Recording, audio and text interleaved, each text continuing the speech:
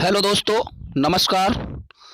मैं हूं फतेह सिंह और आप देख रहे हैं YouTube channel mission success study. दोस्तों, आपका इस चैनल में स्वागत है और आपने अभी तक हमारे इस चैनल को सब्सक्राइब नहीं किया है तो चैनल को सब्सक्राइब कर लें ताकि आगे आने वाले वीडियो का नोटिफिकेशन आपको सबसे पहले प्राप्त हो जाए। आज मैं आपको एक महत्वपूर्ण वंश लेकर के आया हूं। इंडियन हिस्ट्री का टॉपिक है गुप्त वंश। तो देखिए, हम आगे चलते हैं वीडियोस पर सीधा, ज़्यादा टाइम वेस्ट ना करते हुए।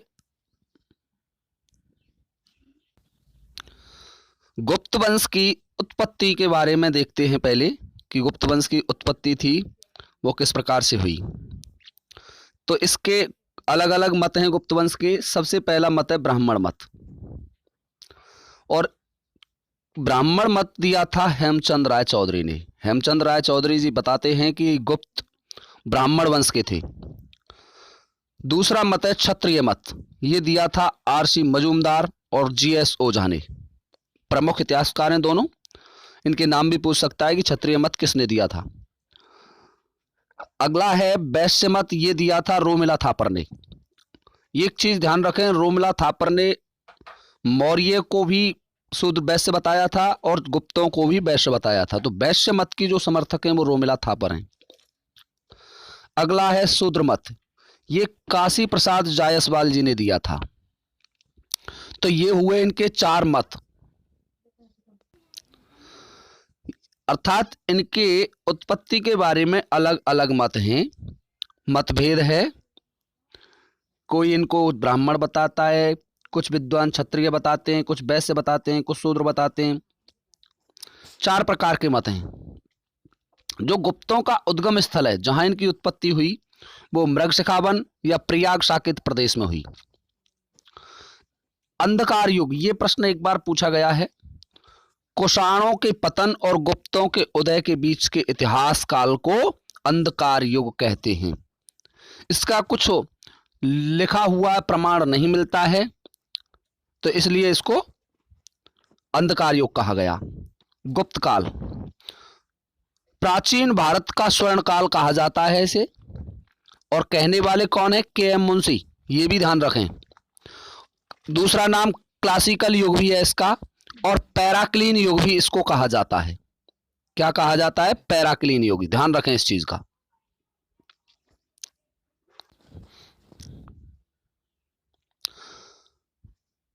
ज्यादातर पुराणों की जो रचना थी वो गुप्त काल में हुई, और पुराण ही इस गुप्त काल के प्रमुख साहित्यिक स्रोत हैं। पूछा जा सकता है गुप्त काल के साहित्यिक स्रोत कौन से हैं? तो पुराण हैं, और अभिलेख इसका इतिहास जानने के प्रमुख स्रोत हैं। ये भी ध्यान रखें। अब देखते हैं गुप्त वंश के कुछ प्रमुख शासकों पर चलते हैं। तो जो इसका संस्थापक था, ये प्रश्न भी कई बार पूछा गया है, वो है श्रीगुप्त। श्रीगुप्त ने 240 ईस्वी में गुप्त वंश की नींव रखी थी। गुप्त वंश श्रीगुप्त के बाद उसका पुत्र चंद्रगुप्त प्रथम राज सिंहासन पर बैठा, और उसने महाराजाधिराज की उपाधि धारण की। वह पहला शासक था जिसने महाराजाधिराज की उपाधि धारण की थी। वास्तविक रूप से देखा जाए तो ये चंद्रगुप्त प्रथम था, ये गुप्त वंश का संस्थापक था। द्वितीय मगध साम्राज्य का संस्थापक भी इसी को कहा जाता है, और हेमचंद राय चौधरी जी ने ये बताते हैं कि द्वितीय मगध साम्राज्य का जो संस्थापक है वो चंद्रगुप्त प्रथम है। और एक वेरी वेरी इंपॉर्टेंट क्वेश्चन 2 बार फर्स्ट ग्रेड में पूछा गया है, लिच्छवी कन्या कुमार देवी से विवाह करने वाला शासक, ये था चंद्रगुप्त प्रथम, और ये उस काल की प्रमुख घटना मानी गई है।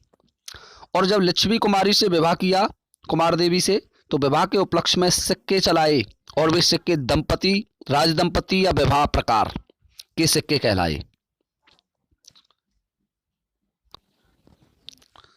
गुप्त सम्मत की बात करते हैं, ये भी चंद्रगुप्त प्रथम ने ही चलाया। गुप्त सम्मत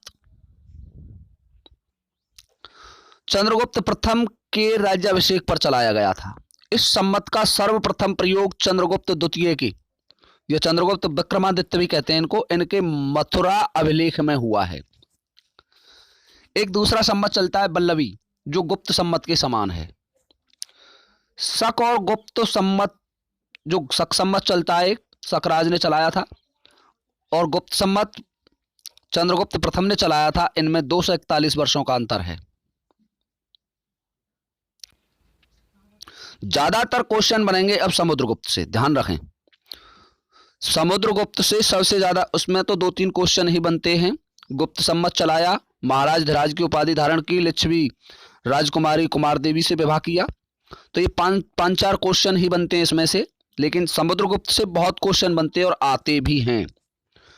सबसे पहले फादर हेरास के अनुसार चंद्रगुप्त को अपने भाई काज से उत्तराधिकार का युद्ध करना पड़ा, ये प्रश्न भी पूछ लिया गया एक बार। चंद्रगुप्त का नाम प्रकाश, चंद्र प्रकाश भी मिलता है।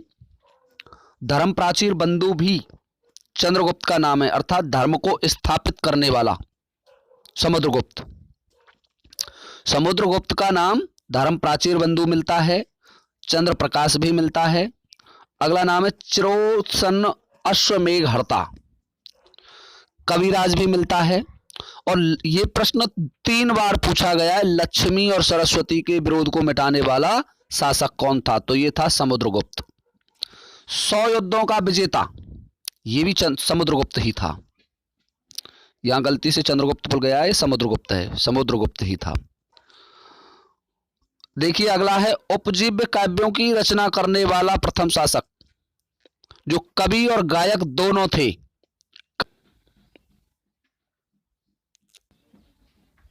कुछ प्रयाग प्रशस्ति के बारे में बताया है। प्रयाग प्रशस्ति क्या है? देखिए प्रयाग प्रशस्ति की भाषा है वो संस्कृत है, ऊंचाई 35 फुट है, लिपि गुप्तकालीन ब्राह्मी लिपि है और शैली चंपू है, अर्थात गद्य पद्य दोनों में लिखी गई है। और क्या है उस पर मेन चीज? समुद्रगुप्त की आत्मकथा। अब देखते हैं आर्यावर्त। ये विंध्याचल पर्वत और हिमालय के बीच का भूभाग था। समुद्रगुप्त ने यहाँ के शासकों को जीत लिया गया और बलपूर्वक जीत करके उनके साथ असुर विजय की नीति अपनाई। 8 राज्य थे, जो विंध्याचल पर्वत के 18 राज्य, इन सबको समुद्रगुप्त ने जीत लिया और दक्षिण विजय का मार्ग प्रशस्त कर लिया। दक्षिणापथ विजय ये भी समुद्रगुप्त की है। ये प्रश्न एक बार पूछा गया है कि समुद्रगुप्त के महाभाग्य में वृद्धि किस विजय के पश्चात हुई, तो इसका आंसर है दक्षिणापथ विजय के पश्चात। अब देखते हैं समुद्रगुप्त की कुछ परराष्ट्र नीतियां, अर्थात दूसरे राष्ट्र के साथ क्या नीति थी समुद्रगुप्त की। तो देखिए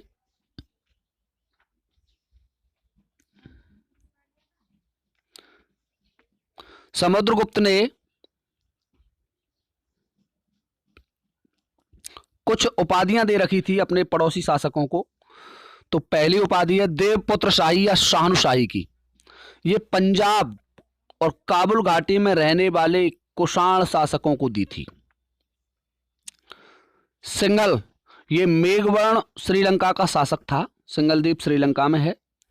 उसने अपना एक राजदूत समुद्रगुप्त के पास भेजा और बोध गया में श्रीलंका से आने वाले तीर्थयात्रियों के लिए बौद्ध विहार के लिए निर्माण की अनुमति मांगी। कुछ स्थान मांगा, जगह मांगी कि भाई मुझे यहाँ एक बौद्ध विहार की स्थापना करनी है और आप मुझे कुछ स्थान उपलब्ध कराएं। और इस स्थान को महाबोधि संगाराम का नाम दिया गया, ये पूछ लिया जाता है। और इस राजा का नाम भी ध्यान रखें, कौन से राजा ने मांगी थी? मेघवर्ण ने, ये भी ध्यान रखने की बात है। तो ये था आपका आज का वीडियो, जिसमें मैंने आपको गुप्त साम्राज्य का वर्णन किया है। और वीडियो ज़्यादा लंबा ना हो जाए इसलिए अगले जो शासक हैं उन्हें नेक्स्ट वीडियो में लेकर के आऊँगा। धन्यवाद। जय हिंद।